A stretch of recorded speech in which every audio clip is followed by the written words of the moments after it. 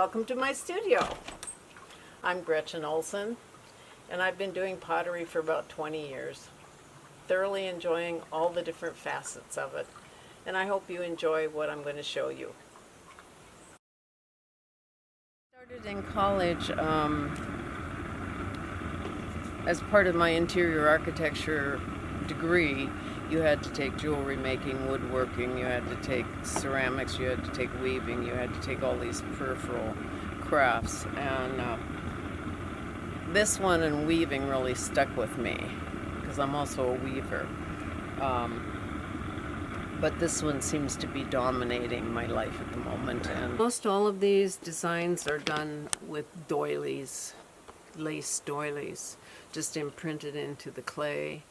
And you can paint them differently. This is actually the same doily, but you shape the dish differently. And you can see this is flatter, this is more curved. And then I use different glazes so it'll turn out differently. But all of these are lace doilies of handkerchiefs from my grandmother, stuff like that. These are leaves just from my garden around here, and this is dock, which is a weed, but it sure makes a nice dish for cheese and crackers, you know. And so I use this one a lot because it's huge, or you can do a gradation of different sizes too. I seem to work with nature since I'm living in nature, and I'm surrounded by all these wonderful leaves. And so even if I'm not doing raku, I'm just doing regular pottery, I often will make it in the shape of leaves. So this is bisqueware, which means it's been fired once in a regular kiln, and so it makes it hard and a surface that you can work on. And then I just take my little brush and paint away. And the thing about bisqueware is that it's kind of like a sponge. It really soaks up the glaze, so you don't have to have a super steady hand. As you can see, I'm shaking like a leaf, but that's because you're filming me. At least that's the excuse I'm going to use. And I think painting without a turntable is just so difficult. Yeah. It's really a good tool to have when you're painting and trying to do little detailed pieces like this. But that is that. So it's the opposite of what's imprinting here. So all these little points are what I'm painting here. And this is nice because it's thick and it makes a good imprint. Some laces are really thin and they don't make as good an imprint. So that's just kind of a fun little aside. Yeah. These are leaves that I imprint. And I have a whole stash of them underneath here. But all of these are things that I imprint with, you know, cookie cutters,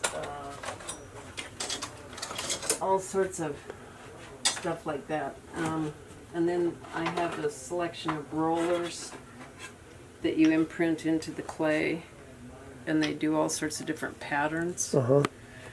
Then there's even things like this, you know, your old meat grinder or whatever it was, pastry, whatever. Yeah. So I'm always collecting all these things, and of course it looks like it.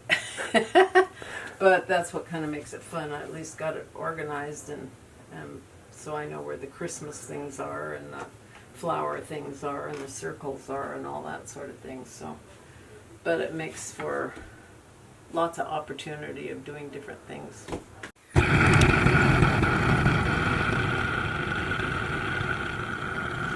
So you usually let this flame up as a yellow flame for like 5-10 minutes. Then you raise it up so you'll hear the sound be even louder, and then eventually it becomes a force, and that's then when you start really seeing action with the glaze and so on it.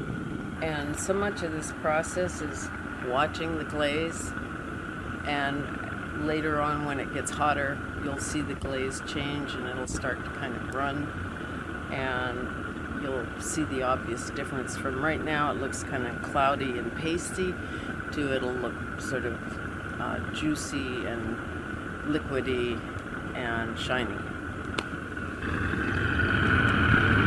And you can hear the roar too. It's a different sound. The glaze will start melting and you'll see it in the can, the glaze changing from this kind of matte finish to something that's very glossy and liquidy looking. And you just watch for it to get glossy and away we go. Change in the glaze on the piece that you can see in the top. And then there'll be an even more dramatic in the next 5 or 10 minutes. Look at how it's all disappearing, that dark. Now it's going kind of to a lighter brown color. And at the very tip of the leaf, you can see the darkness changing to the kind of brown. And then it's going to start kind of liquefying. See, now it's starting to glisten a bit. So then it starts to become shiny. That's when you know it's really cooking. And now the glaze is kind of smoothing out a bit, but still very liquidy looking. And once the piece, because this is our first firing, this usually takes a little bit longer than subsequent firings, but the piece will start glowing itself. And sometimes flames come out at the top up here. So once that happens, you just kind of train yourself after a certain length of time of knowing when you should pull it out and get it in the can, because it's a process.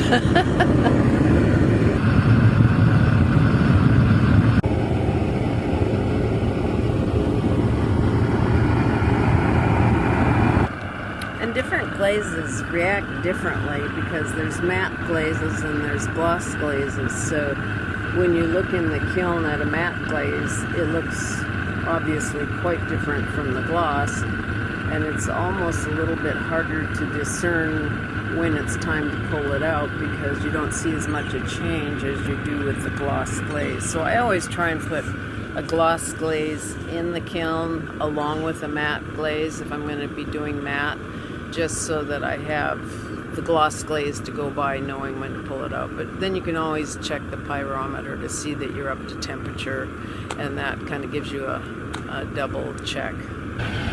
Yahoo, that's warm. The cans and put the piece into the cans.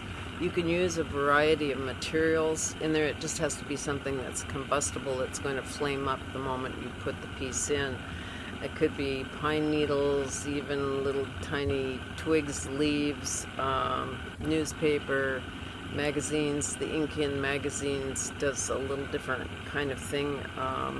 I've just found newspapers to be quick, easy, fast, and you can have them ignite quickly. I also have a little bit of sawdust in here, and that kind of keeps the heat going. But again, anything that's combustible is what you want to have in these cans.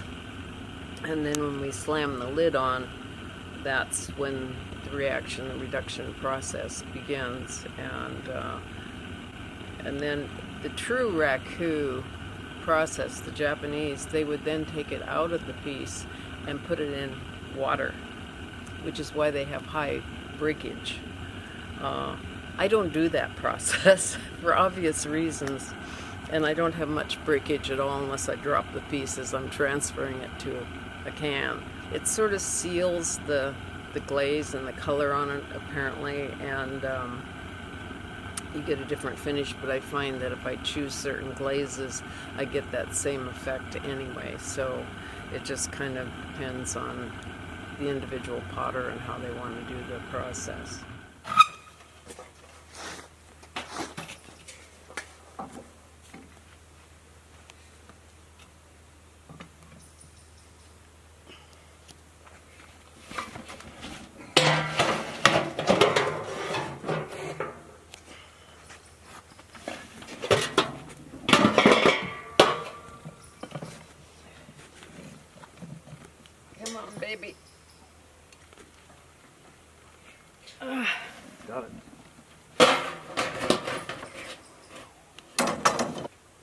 we're just going to pull it back just a tiny bit.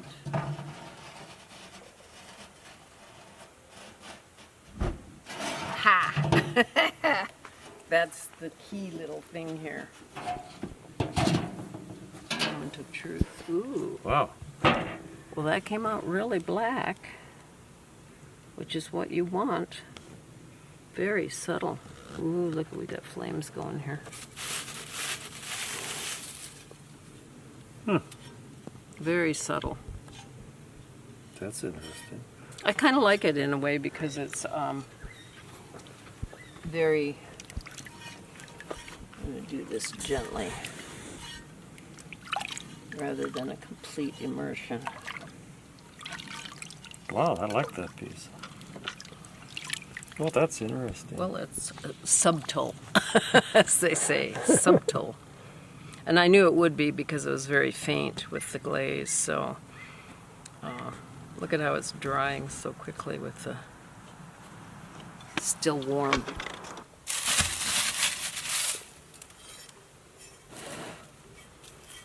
Yeah, that's got some real color in it. And again, black, which is what you want.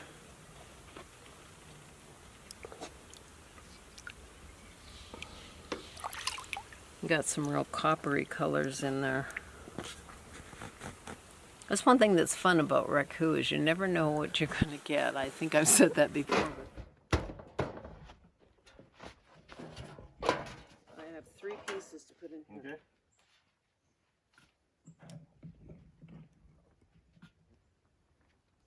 Okay. Okay, slam it.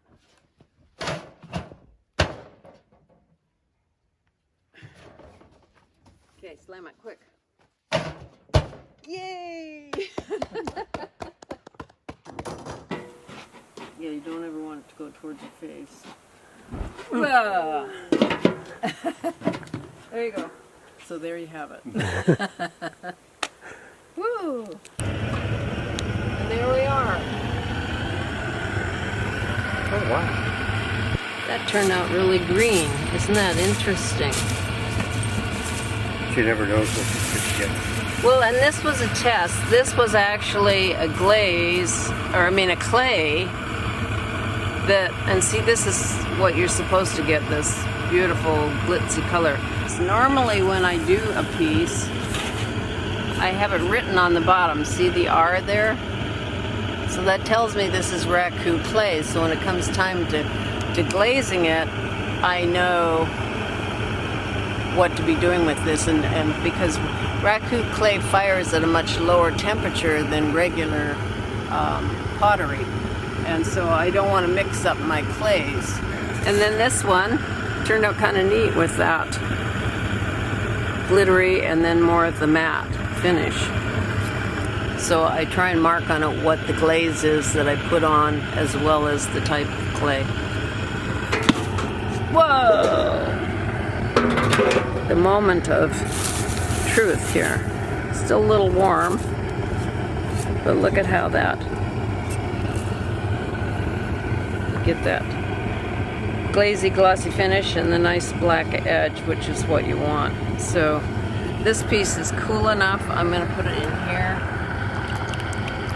and you kind of clean all the soot off, and you can see the finished product, and it becomes very black, which is the keynote of raku, is you will have this rich black with the firing. Yeah.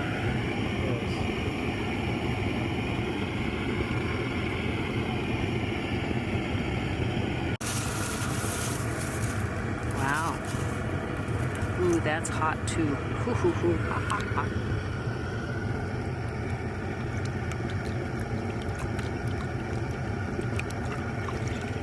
That's pretty.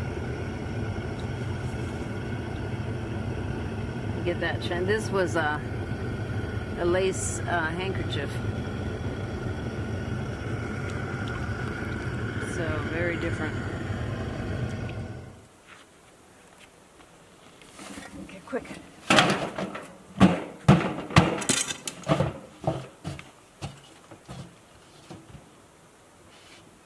No burping this time. Wow. Wow is right. Ooh, a little smoke in my eyes.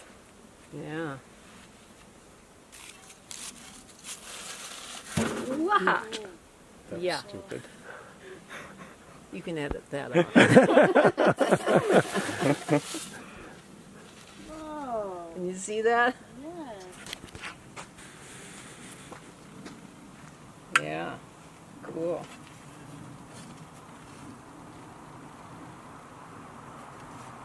Very shiny.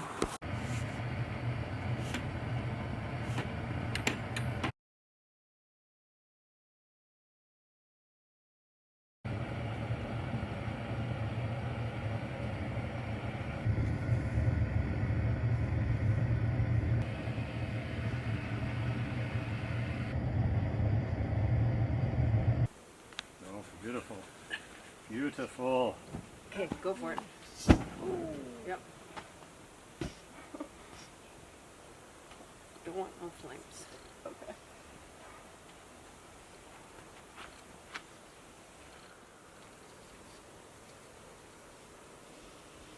Wow. Whoa. What?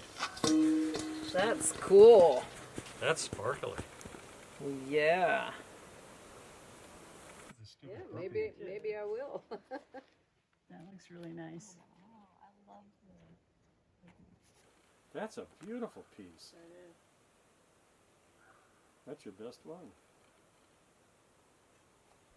Sophie and I were just talking about why on some of these other plates are some sparkly and others Well, not. maybe we've discovered I something think here. you have. Goodness sand. That's beautiful, dude. Yeah. And this glaze here in the center was different than this.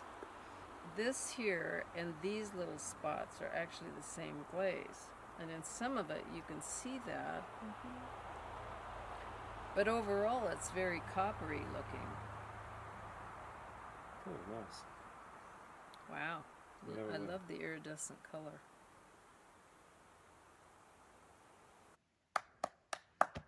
We have a winner.